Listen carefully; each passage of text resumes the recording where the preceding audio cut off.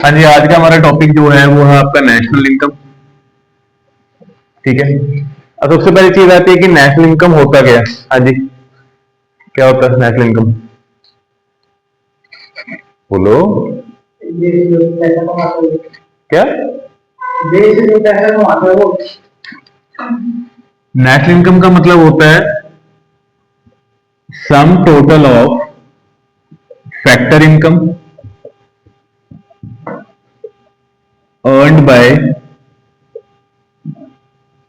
normal residents of a country within an accounting year, या इसको हम फिजिकल ईयर भी कह सकते हैं। जो ज्यादातर हमारा क्या होता है, एक साल। मतलब एक साल में जो हमारा टोटल फैक्टर इनकम कमाते हैं कौन लोग? हमारे जो नॉर्मल रेजिडेंट हैं कंट्री के, उसको क्या कहते हैं? आपका नेशनल इनकम कहते हैं। क्लियर यहाँ तक? क्योंकि ये चीज क्लियर होना बहुत जरूरी है कि नेशनल इनकम होता क्या है बेसिकली। तो दो चीजें इसमें आपकी काम करती हैं, एक तो क्या फैक्टर इनकम, दूसरा आपका क्या आता है नॉर्मल रेजिडेंट। अब सबसे पहले आता है कि what are factor income. Factor incomes कौन सी होती हैं?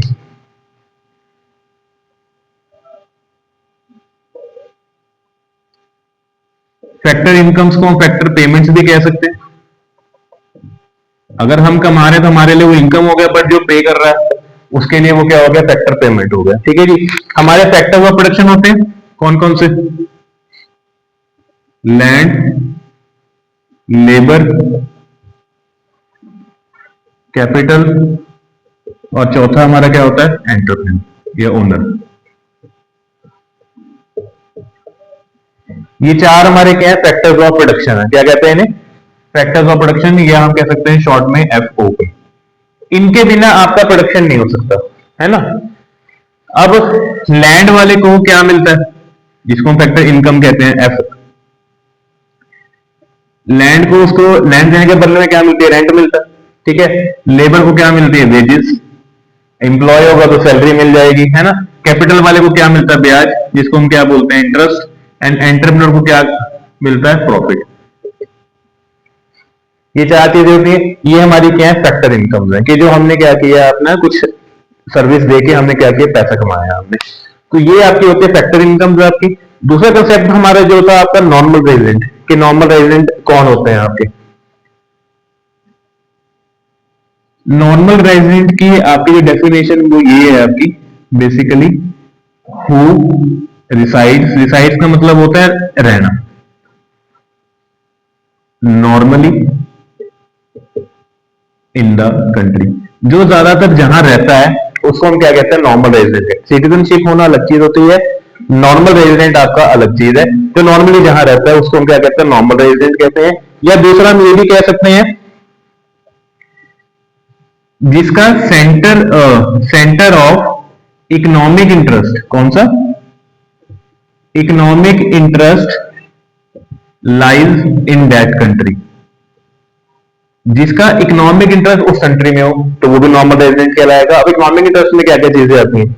इकोनॉमिक इंटरेस्ट में आता है मतलब वही प्रोड्यूस कर रहा है, वही इन्वेस्टमेंट करता है, एंड वही कंज्यूम भी करता है। ये तीनों चीजें उसकी कहां पे हैं, उसी कंट्री में है, तो भी वो उस कंट्री का क्या माना जाएगा, आपका नॉर्मल रेजिडेंट माना जाएगा। क्लियर है यहां तक आपका? और एक चीज और हम कह सकते हैं,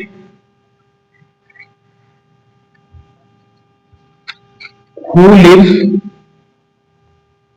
for more than a year। मतलब जो किसी कंट्री में अगर एक साल से ज्यादा रह रहा है तो भी वो वहां का क्या कहलाता है, नॉर्मल रेजिडेंट कहलाता है। ये पहला बिल्कुल बेसिक है कि नेशनल इनकम में क्या चीज आती है। मैथड इसके बाद में पढ़ेंगे, पहले ये चीज है कि नेशनल इनकम में क्या क्या आता है। नेशनल इनकम क्या, दोबारा रिपीट कर रहा हूं कि ये वो है आपकी, जितनी भी टोटल सारे के सारे जो हमारे नॉर्मल रेजिडेंट है कंट्री के, उन्होंने जो फैक्टर इनकम कमाई है साल में आपकी, उसको हम क्या कहते हैं, नेशनल इनकम कहते हैं। फैक्टर इनकम कौन सी होती है? जो हमारे फैक्टर सर्विसेज है उसके बदले में जो हमें पैसा मिल रहा है उसको हम क्या कहते हैं, फैक्टर इनकम कहते हैं। ऐसे लैंड के बदले में रेंट, लेबर को वेजेस, कैपिटल वाले को इंटरेस्ट मिल रहा है, एंटरप्रेन्योर को प्रॉफिट मिल रहा है ना। और नॉर्मल रेजिडेंट कौन होता है? बंदा जो नॉर्मली जिस कंट्री में रहता है वो। दूसरी चीज, जिसका जो सेंटर ऑफ इकोनॉमिक इंटरेस्ट है वो उस कंट्री में हो, मतलब उसने वही प्रोडक्शन करनी है, वही पैसा लगाना है और वहीं पे उसे कंज्यूम भी करना है। तो उसको हम क्या कहते हैं, आपका इकोनॉमिक इंटरेस्ट कहते हैं आपका। एंड जो उस कंट्री में अगर एक साल से ज्यादा के लिए जो रुकता है, उसको भी हम क्या कहते हैं, आपका नॉर्मल रेजिडेंट कहते हैं। क्लियर हो गए? इनकम को कैलकुलेट करने के आपके तीन मेथड्स हैं, 3 methods of measuring national income। कौन कौन से? पहला आपका आता है प्रोडक्ट मेथड, या इसको वैल्यू एडेड मेथड भी कहते हैं। दूसरा हमारा आपका आता है income, and third is expenditure method. अब इनकम से तो चलो समझ में आता है हमें कि भाई नेशनल इनकम निकाल रहे हैं तो इनकम से तो कैलकुलेट कर ही सकते हैं। अभी ये दोनों कैसे आ गए? इनके निकालने से नेशनल इनकम कैसे निकल जाएगी, ये भी आपके सिनोनियम है। हम एक बात करते हैं, एम्प्लॉयमेंट से जब लोग काम करते हैं, है ना, तो इनकम जनरेट होगा, इनकम कमाते हैं, है ना। और एम्प्लॉयमेंट आपको क्या क्रिएट करके देता है? आउटपुट भी क्रिएट करके देता है ना। आउटपुट क्रिएट होगा, इनको पैसा मिलेगा, दोनों चीजें होती हैं।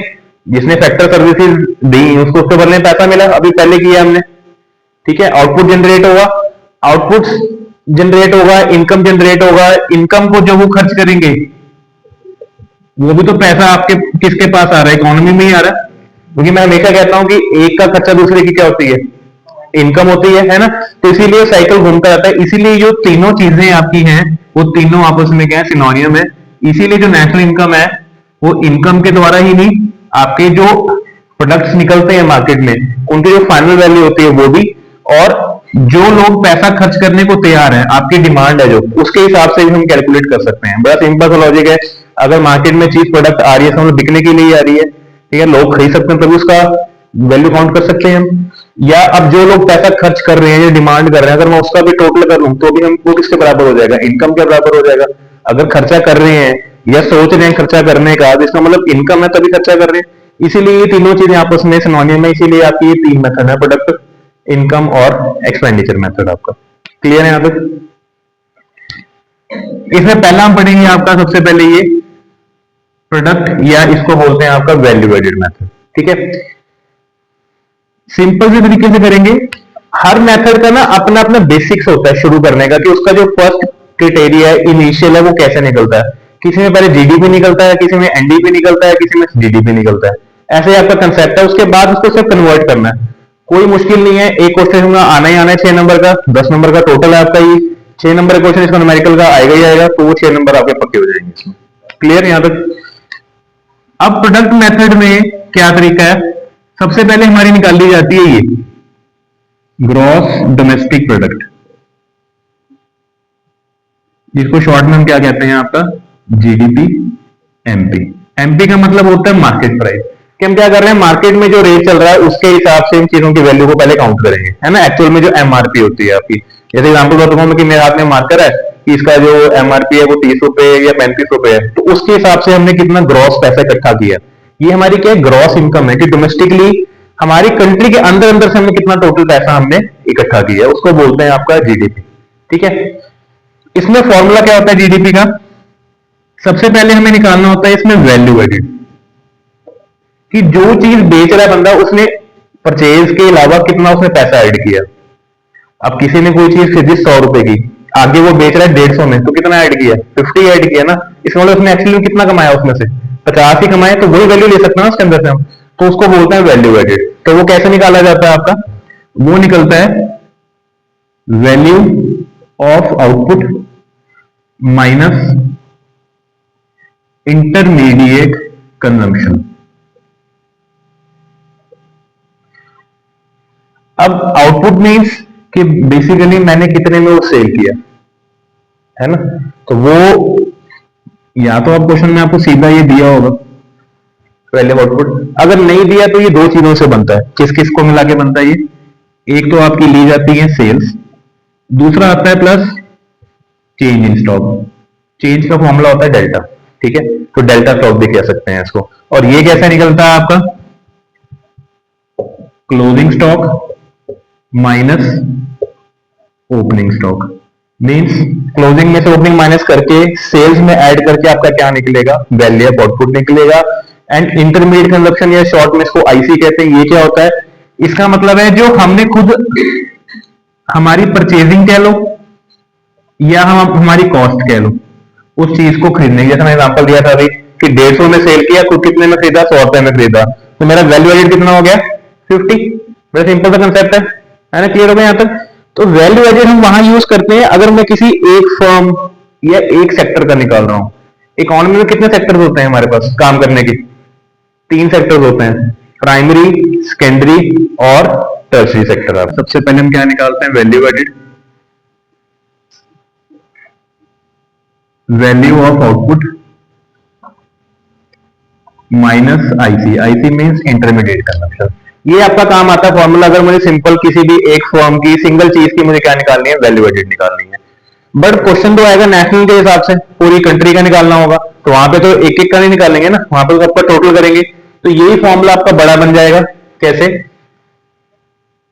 अगर मैंने आपको बताया कि 3 सेक्टर होते हैं इकोनॉमी में, कौन कौन से, प्राइमरी, सेकेंडरी एंड तीसरा कौन सा होता है आपका, टर्शरी सेक्टर।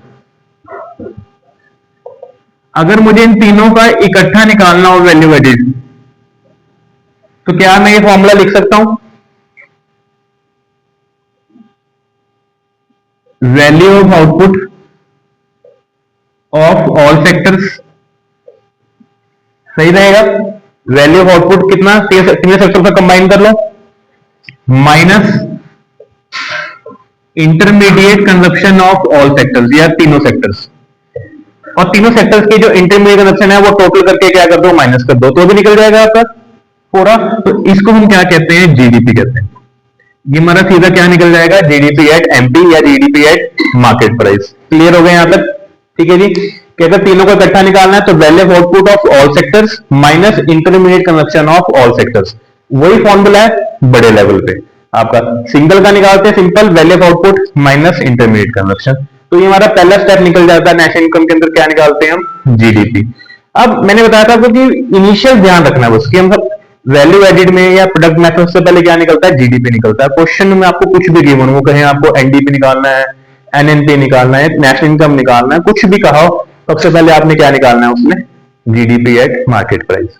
इसका सिंपल फॉर्मूला क्या है, सारे सेक्टर्स का वैल्यू ऑफ आउटपुट को ऐड कर दो माइनस सबके इंटरमीडिएट कंजप्शन को टोटल करके माइनस कर दो।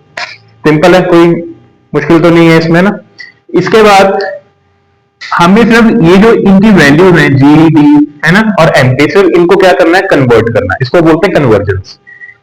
जीडीपी का फुल फॉर्म क्या होता है, ग्रॉस डोमेस्टिक प्रोडक्ट है ना, ग्रॉस इनकम है, और हमें कौन सी चाहिए होती है, नेट चाहिए होती है। तो अब मुझे अगर इस जी को या ग्रॉस को कन्वर्ट करना है तो हमें क्या करेंगे, इसमें से डेप्रिसिएशन या इसका एक नाम है कंजप्शन ऑफ फिक्स कैपिटल, ठीक है। इसको अगर मैं इसमें से माइनस कर दूंगा तो वो मेरा क्या बन जाएगा, नेट डोमेस्टिक प्रोडक्ट, कहां पे, एट मार्केट प्राइस। इसको कैसे लिखते हैं हम, एनडीपी एट एमपी। ये आपका निकल, मतलब कहने का मतलब है अगर कोई भी चीज वैल्यू ग्रॉस में है, अगर मुझे उसको नेट में कन्वर्ट करना है तो क्या माइनस करना पड़ेगा, डेप्रिसिएशन या कंजप्शन ऑफ फिक्स कैपिटल आपका, ठीक है। तो वो आपका फॉर्मूला क्या बन गया, जीडीपी से क्या बन गया, वो एनडीपी एट मार्केट प्राइस आपका वो बन गया। क्लियर है, हमारे यहाँ कन्वर्ट हो गया जी से एन में, पहली चीज। दूसरी आपकी जो अगले आ गया, अब हमें कन्वर्ट करना है इसको मार्केट प्राइस को, किसमें कन्वर्ट करना है हमें, फैक्टर कॉस्ट में, ठीक है, जिसको बोलते हैं हम एफसी। तो उसके लिए फॉर्मूला क्या है, इसी में से माइनस कर देंगे हम इनडायरेक्ट टैक्स एंड सब्सिडी को क्या कर देंगे, प्लस कर देंगे। तो हमारा क्या निकल जाएगा, एनडीपी एट एफसी। मतलब इसको क्या कह सकते हैं, net domestic product at factor cost. आसान भाषा में समझने के लिए फैक्टर कॉस्ट का मतलब क्या होता है कि जैसे मैंने आपको एग्जांपल दिया था कि मार्केट प्राइस क्या होगी, कि मान लो 35 रुपए इसकी या 40 रुपए होगी, ये तो हो गया मार्केट के रेट के हिसाब से हमने उसकी वैल्यू निकाल ली है ना। अब फैक्टर कॉस्ट क्या होता है, जिसमें से गवर्नमेंट ने अपने गवर्नमेंट तो खुद ही टैक्स चार्ज कर रही है तो वो हटा देती है, और सब्सिडी क्या है हमारे लिए, काइंड ऑफ इनकम है, तो वो गवर्नमेंट क्या कर देती है, ऐड कर देती है। हमें पैसा दे रही है ना गवर्नमेंट, तो वो हमारा क्या होता है, हमारे लिए तो अकाउंट ऑफ इनकम हो गई आपकी, तो उसको ऐड कर देगी। एक्चुअल में इसकी वैल्यू हमें मार्केट में कितनी पड़ी है ना, हम कहते हैं गैस सिलेंडर है जी, वैसे तो उसका मार्केट प्राइस 1000 रुपए है, तो गवर्नमेंट हमें 850 का देती है, तो गवर्नमेंट कितना काउंट करेगी, अपना टैक्स हटा के सब्सिडी ऐड कर काउंट करेगी। मान लो सब्सिडी गवर्नमेंट दे रही है आपकी 150 रुपए और 50 रुपए उसमें इंडायरेक्ट टैक्स था आपका, तो वो हटा के उसमें से मतलब वैल्यू कितनी थी उसकी 1000, 1000 में से 50 वो हटा देगी और अपना वो ऐड कर देगी, तो जो बचेगा वो आपका क्या हो जाएगा, फैक्टर कॉस्ट इनकम आपकी। क्लियर है यहाँ तक। ये आपका अगला कन्वर्जन था, हमने क्या किया, एमपी को अगर एफसी में कन्वर्ट करना हो तो टैक्स माइनस होगा और सब्सिडीज क्या होंगी, ऐड होंगी। कई बार क्या होता है क्वेश्चन में ये दोनों चीजें ऑलरेडी दी होती हैं, किस नाम से, नेट इनडायरेक्ट टैक्स, किसके नाम से होती है, नेट इनडायरेक्ट टैक्स के नाम से होती है, मतलब कि उसमें ऑलरेडी एडजस्टेड है दोनों चीजें आपकी है। तो सिंपल क्या करना है, अगर एमपी से अगर एफसी में जाना है तो नेट इनडायरेक्ट टैक्स को माइनस करना है, और अगर हम फैक्टर कॉस्ट को कन्वर्ट कर रहे हैं मार्केट प्राइस में, तो ये इसको शॉर्ट में कहते हैं एनआईटी, इसको हम क्या कर देंगे, दोबारा से ऐड कर देंगे। सिर्फ कन्वर्जन है और कुछ नहीं है इसके अलावा। लास्ट स्टेप हमारा क्या निकल गया, नेट डोमेस्टिक इनकम निकल गई किस पे, फैक्टर कॉस्ट पे। अब लास्ट क्या होता है, नेशनल इनकम निकालना है। तो अब ये जो आपका ये बचा, ये डी डोमेस्टिक, इसको किस में कन्वर्ट करना है, नेशनल में। अब नेशनल में कन्वर्ट करने के लिए क्या करेंगे, बाहर से जो पैसा आ रहा है उन सबको ऐड करेंगे, उसको क्या बोलते हैं, net factor income from abroad. क्या कहते हैं, net factor income from abroad. अगर मैं ये ऐड कर दूंगा तो वो मेरा क्या निकल जाएगा, N N P at F C. ये होती है हमारी नेशनल इनकम एक्चुअल में। अगर क्वेश्चन में आपको उन्होंने लिखा है कि नेशनल इनकम निकालो, इट मींस आपकी वो इसकी ही बात कर रहा है, या इसका पूरा नाम क्या है आपका, net national product at factor cost. अगर आप लोग फॉर्मूला को ध्यान से देखोगे तो हमने कुछ नहीं किया, ये जो एक वैल्यू निकाली उसके बाद से कन्वर्ट किया है। सबसे पहले ग्रॉस को नेट में, जिसमें हमने क्या यूज किया, डेप्रिसिएशन, ठीक है। उसके बाद हमने क्या कन्वर्ट किया है, ये मार्केट प्राइस को किसमें, आपका फैक्टर कॉस्ट में, जिसके हमने क्या यूज किया, इंडायरेक्ट टैक्स और सब्सिडी का इस्तेमाल किया। एंड लास्ट में हमने क्या किया, डोमेस्टिक को किसमें कन्वर्ट किया, नेशनल में कन्वर्ट किया। उसके लिए हमने क्या ऐड किया, net factor income from abroad किया। अगर कई बार क्वेश्चन जरूरी है जैसे फ्रॉम ही हो, फ्रॉम का मतलब होता है पैसा आ रहा है, तो ये भी क्वेश्चन में लिखा हो net factor income to abroad लिखा हो, तो वहां पे प्लस की जगह क्या कर देंगे, माइनस। तो ये आपको ध्यान रखना है। या कई बार वो क्या करते हैं, आपको दे देते हैं फैक्टर इनकम फ्रॉम अब्रॉड अलग दे देंगे, फैक्टर इनकम टू अब्रॉड अलग दे देंगे। सिंपल कहानी है, factor income from abroad add हो जाएगा, factor income to abroad minus हो जाएगा। नेट का मतलब होता है, जैसे यहाँ पे नेट इनडायरेक्ट टैक्स था कि इसमें सब्सिडी ऑलरेडी क्या एडजस्ट की हुई है, तो नेट का मतलब होता है factor income from abroad minus factor income to abroad, already उन्होंने आंसर आपको निकाल के दिया हुआ है। तो ये थोड़ा सा दिमाग का इस्तेमाल करना, ओपन माइंडेड होकर क्वेश्चन को ध्यान से पढ़ना है कि अगर क्वेश्चन में ये गिवन है तो उनको इग्नोर करेंगे, अगर ये नहीं गिवन तो जो दिया उसका इस्तेमाल करेंगे। क्लियर है। ये आपका पूरा फॉर्मूला है किसका, आपका जीडीपी से लेके आपका एनएनपी एफसी निकालने का, किसके अंडर, आपका वैल्यू एडेड के अंदर। ये पहला हमारा मेथड है आपका। क्लियर।